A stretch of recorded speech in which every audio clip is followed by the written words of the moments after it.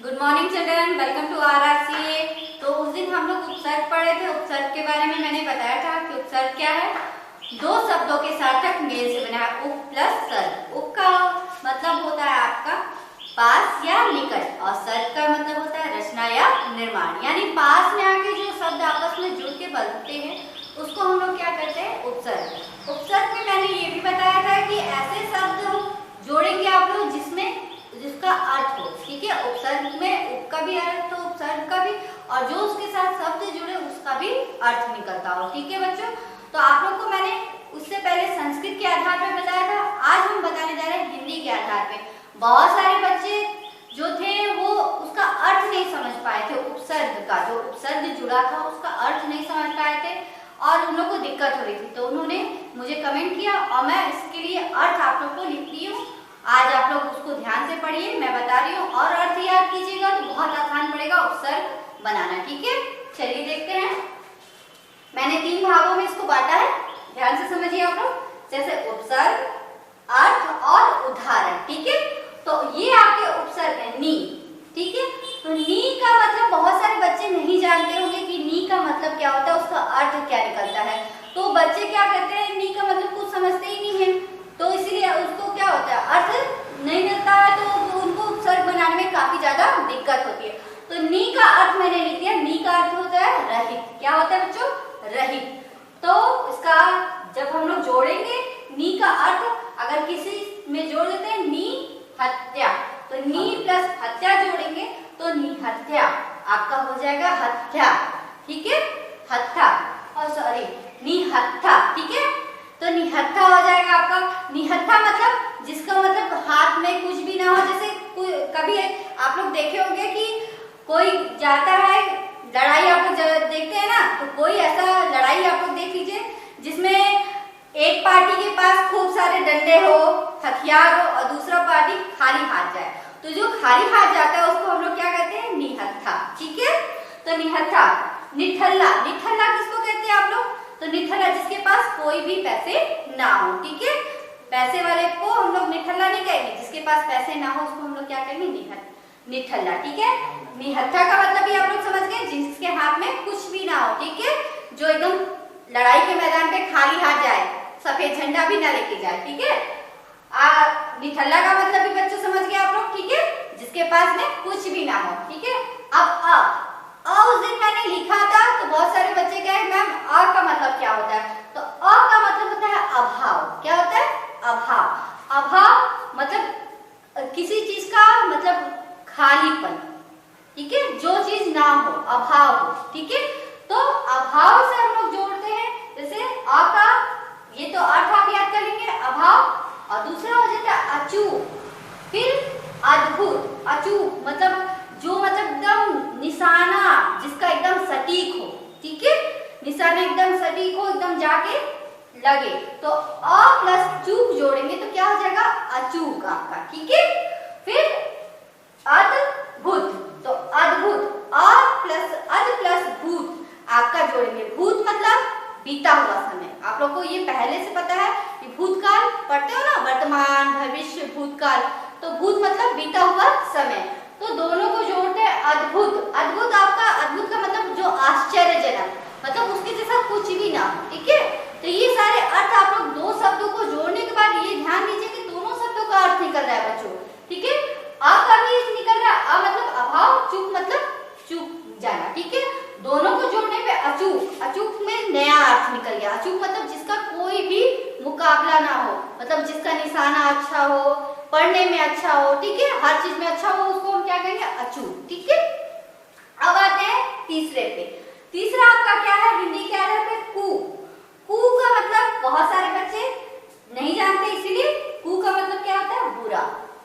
कू का मतलब हिंदी में उपसर्ग में अगर कू लिखते हैं तो उसका अर्थ बन जाता है बुरा।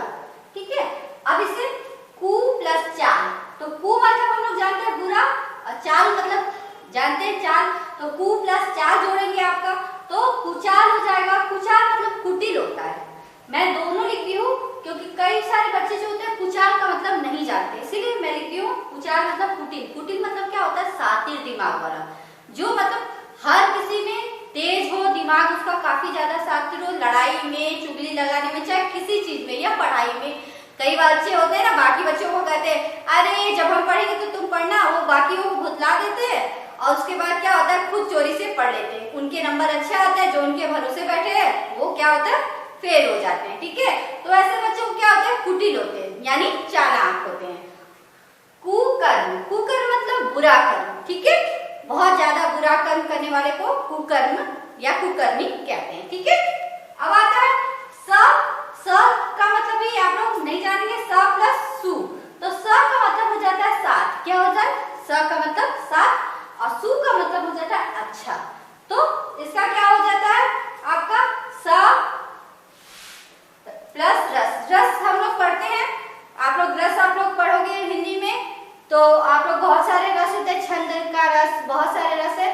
तो आप लोग स प्लस रस, सरस। सरस मतलब बहुत अच्छा। ठीक है, सरस मतलब सबसे अच्छा होता है, बहुत अच्छा। फिर सगुण, सगुण मतलब अच्छे गुण वाला। ठीक है, अब आते हैं आप लोग भर।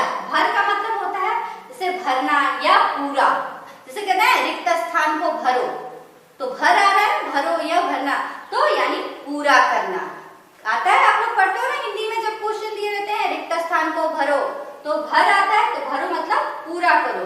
तो अब इसको भर प्लस पाई, तो भर पाई हो जाएगा। ठीक है, भर प्लस पुर, भरपूर हो जाएगा। ठीक है, भरपूर, भरपाई मतलब किसी चीज की भरपाई करना, यानी मैंने किसी चीज को उधार लिया है तो उसको चुकाना या भरपाई उसको करना। ठीक है, इस तरह हो जाएगा भरपूर।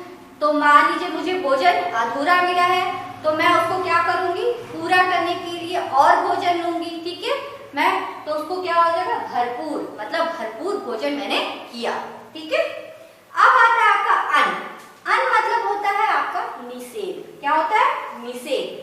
तो निषेध होता है, अब कहता है अद्भुत, अद्युत।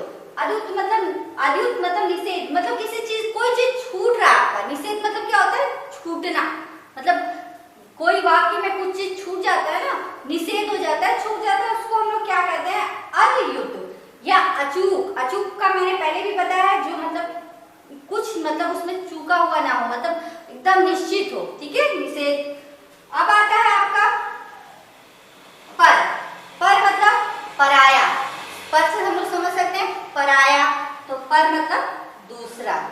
तो कुछ ऐसे शब्द होते हैं जिनको आप लोग देख के उसका अर्थ निकाल सकते हो, लेकिन कुछ के अर्थ आपको नहीं मिलते हैं उसके, इसलिए हम सारे के अर्थ लिख दिए। आप तो अच्छे से इसको याद करिएगा। तो पर, पर मतलब दूसरा, तो पर प्लस लोक। लोक मतलब समाज, दुनिया होता है, तो परलोक। परलोक मतलब आपका क्या होता है, पूरा लोक। ठीक है, परलोक। फिर पर रहित, तो पर रहित मतलब दूसरा के लिए हो जाता है। पर जहां जुड़ते हैं दूसरों के लिए होता है, परलोक। अब आता है आपका अध। अध का मतलब होता है आधा। क्या होता है, आधा। तो अध मरा मतलब किसी को मारो लेकिन उसके में थोड़ा सा जान छोड़ दो। ठीक है, तो उसको हम लोग क्या कहते हैं, अधमरा। फिर अध पका, जैसे आप लोग देखे होंगे कभी कभी क्या होता है, रोटी जो होती है किनारे किनारे से क्या होती है, आधी पकी हुई होती है ना कभी कभी, तो उसको हम लोग क्या कहेंगे, अध पका। रोटी क्या है, अध पकी है। ठीक है, अब आता है उन प्लस उन।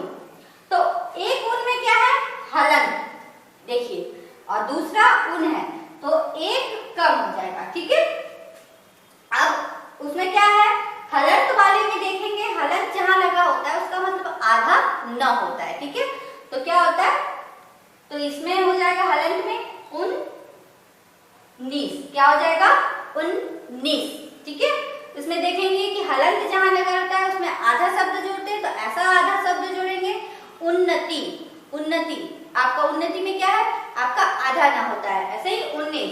अब आता है इसमें उन के लिए, तो उन के लिए क्या हो जाएगा, 29। ठीक है बच्चों, तो ये ऐसे शब्द होते हैं जिनको आप लोग जोड़ेंगे और अच्छे से बनाएंगे और मेरे ख्याल से इसको अच्छे से याद करेंगे। तो ये आपका उपसर्ग किसके आधार पे होता है, हिंदी के आधार पे होता है। तो okay children, good bye, have a